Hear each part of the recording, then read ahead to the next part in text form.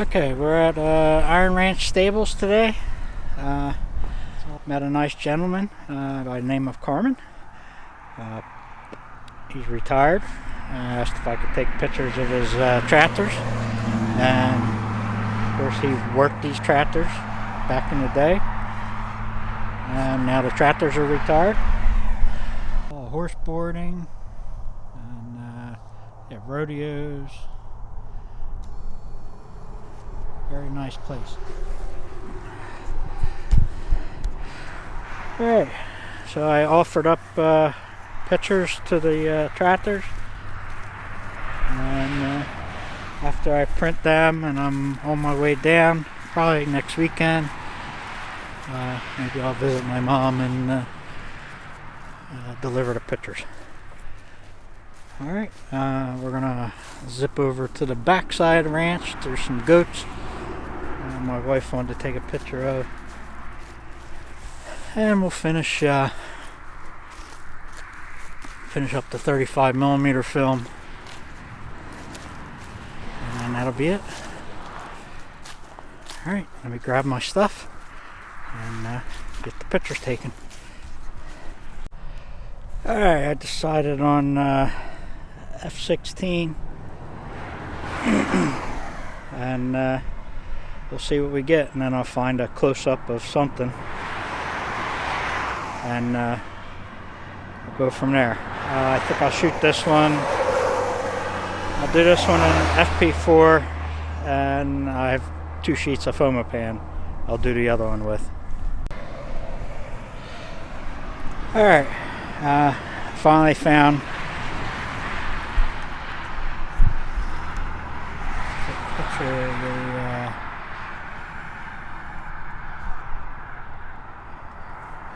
take a picture of that spring and hold it. And also, you can see that I used some shift, and the reason I did that was I wanted the 3 holes and some of the spring to be in focus, and the rest of the area to be out of focus. So gotta love large format movements. Alright, let me meet her up, take the picture, and move over to the other tractor. Alright, we're at the goats.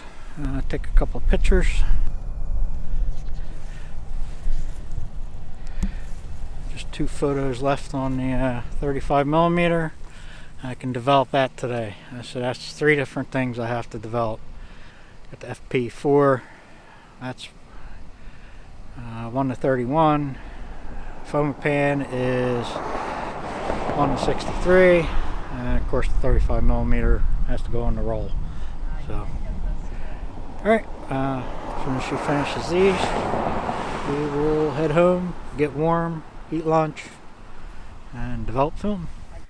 Sorry for the volume, forgot to turn on the lav mic, and the negatives are dry. Had a little bit of problem with the 35mm here.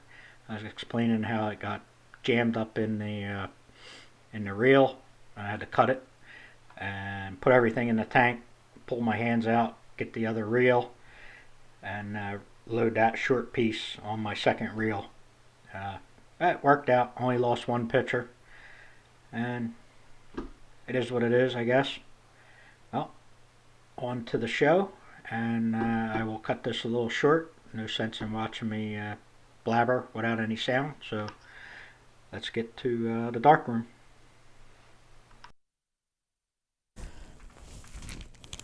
Alright, we'll start out with test strip for the contact sheet. Sorry about the volume for the beginning there. I forgot to turn on the lav mic.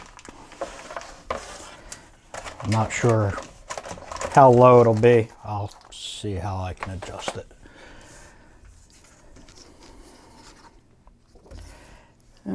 Emulsion. Get my white glove here. And we will start out with, we're just going to do HP4 and a foam pan.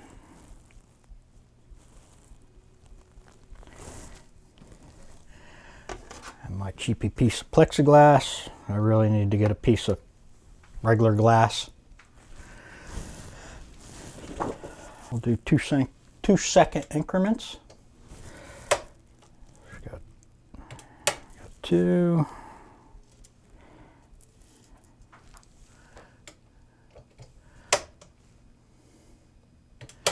4.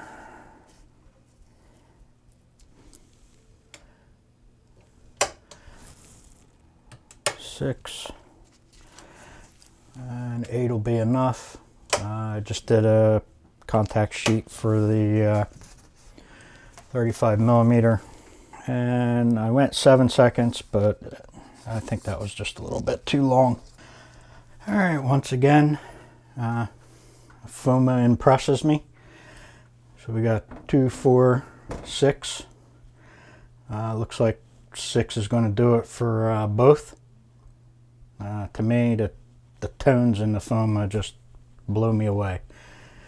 So we'll do a full contact sheet of all 4 negatives at 6 seconds, and we'll bring you over to take a look. And sorry for all the hand waving. It's the Italian in me. All right, let's do a full contact sheet, and then we'll bring it over when we're done.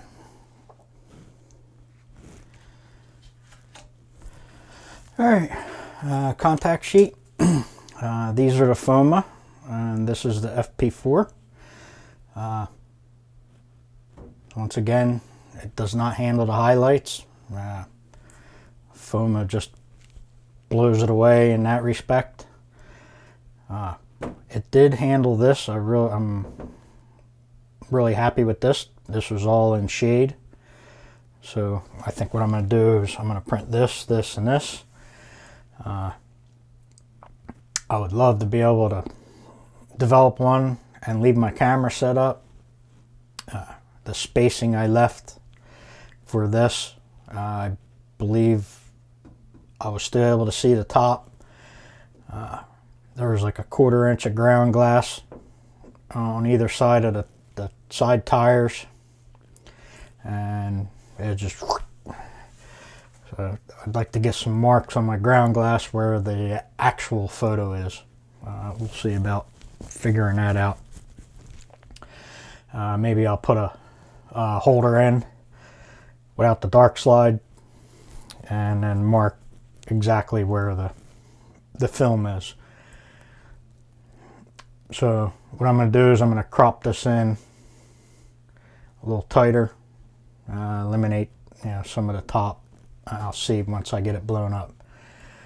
So I'm going to print this tractor. Of course, crop it in a little bit, just to make it, make it come out. So I'll do this one, this one, and this one. Okay, let's start off with the tractor.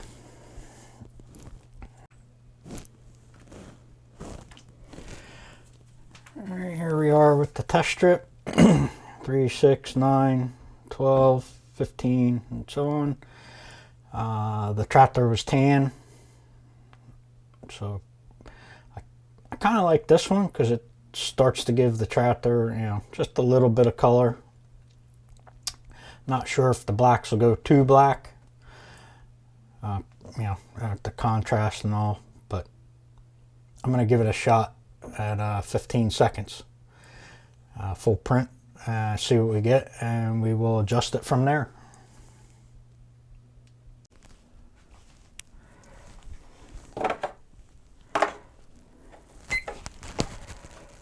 All right, here we go. 15-second exposure.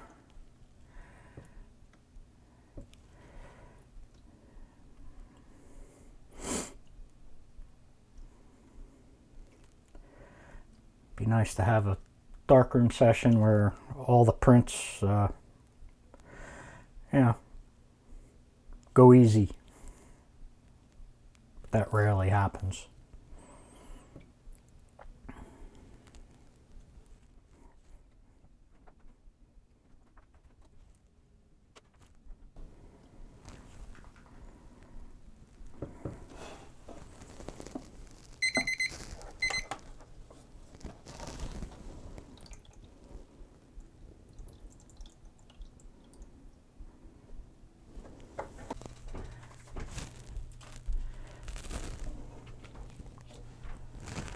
I'm actually pretty happy with it.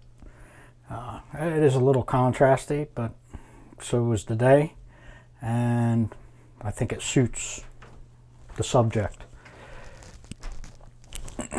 So, and like I said, instead of being white, it's starting to get, you know, some tones through. A little bit of shadow there, a little shadow there.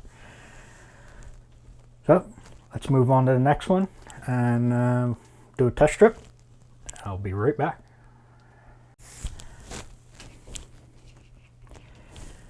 Now, this is one of those test strips that are hard to tell what's going on until you do a full print.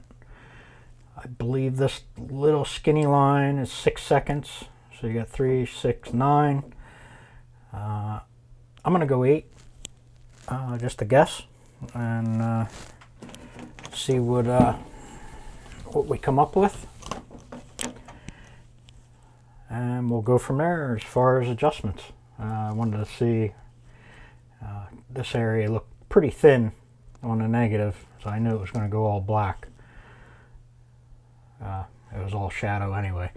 All right, 8 seconds, and we'll see what we get.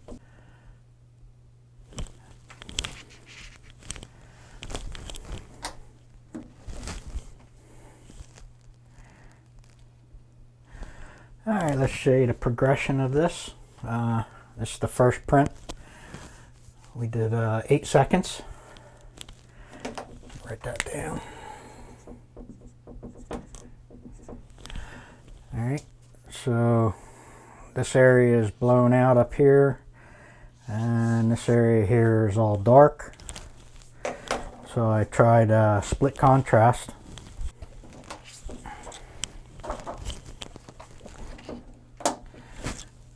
This is, let me lower it just a little bit for you. This is 12 seconds, contrast 00, and I backed it off to 6 seconds. So we'll write that down. 0, 12 sec, 6 seconds. All right. So now we have detail up in here. You can see the edge as opposed to this. Like that edge there is actually right in there now. So much happier with that. With this area. But this area here was still too dark. So what I did is I kept the settings the same, and I went in with both hands and just dodged this area here for 2.5 seconds.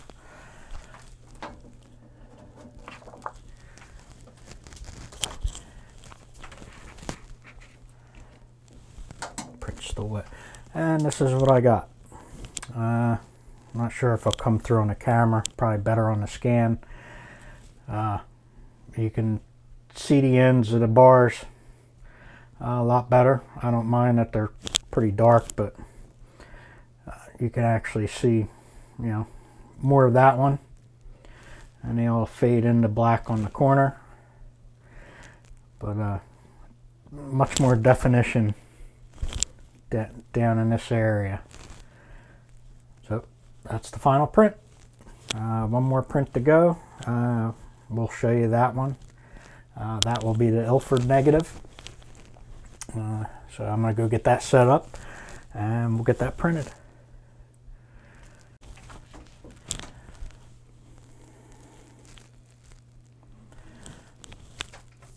Well, this is one of those images. I'm not sure what I like better. I know it'll look good contrasty. 369. I'm fighting with myself between these two. I think I'm just going to go 8 and see what we get. You know, I know there's not going to be anything in here. You know, so we got 3, 6, 9, 12, 15, 18. So even at 18 seconds, you know, there's nothing in there. So we'll do a full print at 8 seconds and see what we get.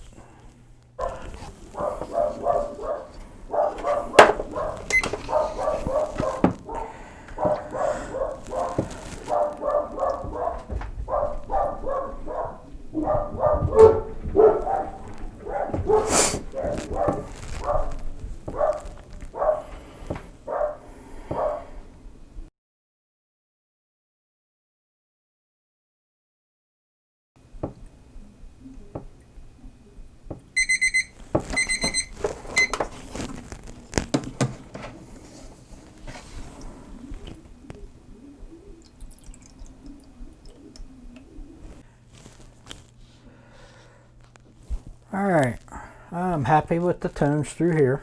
The shift in the camera that I had showed kept this, I focused on this, but it kept this in focus as it dropped off. And I know there's nothing I can do with this area. This area is a little light, so I'm going to try split contrast, see if I can get a little more out of this. That way it kind of balances with this top section.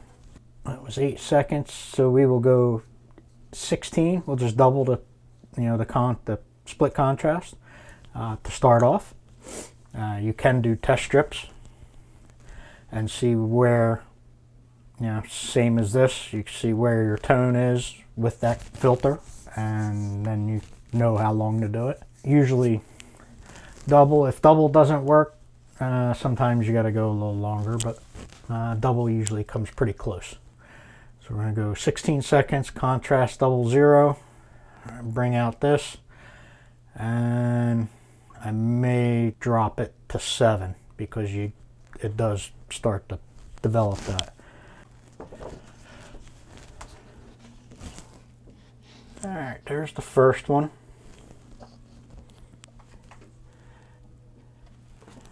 Here's split contrast.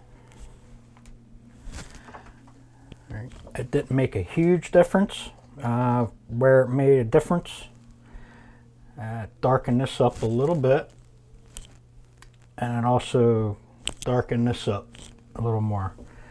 So it didn't distract, but it's still lighter, and it lets you focus on that.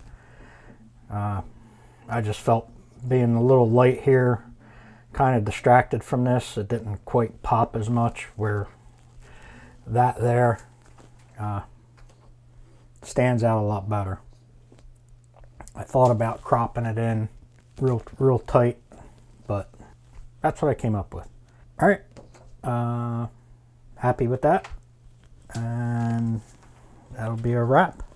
Had some fun in the darkroom. Decent prints. I will, I'm not sure if I'm going to frame all 3. I probably will, but I am going to deliver them to the gentleman that I talked to, Carmen. They call him Pops. And he's going to hang them in the stable, in the office. So it gets my work out there for other people to enjoy. Alright, if you enjoyed the video, don't forget to subscribe, hit the bell so you get notified when I upload again, and hit the like button, get the algorithm sending me more traffic. Alright, I will see you next time. Before we go show you the pictures at the end of the video like I normally do, I framed and matted the photos for the Pops. So there's the trout there. No professional. I probably should put a little more white there, but there's the why there's so much glare. There's the grill, but like I said, I kind of like the black along my black and white photos.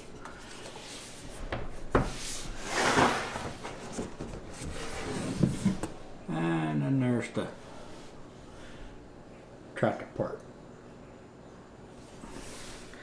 So I'm gonna go down, give them the pictures, and I will show you the pictures up close as I normally do. Hope you enjoyed, and see you next time.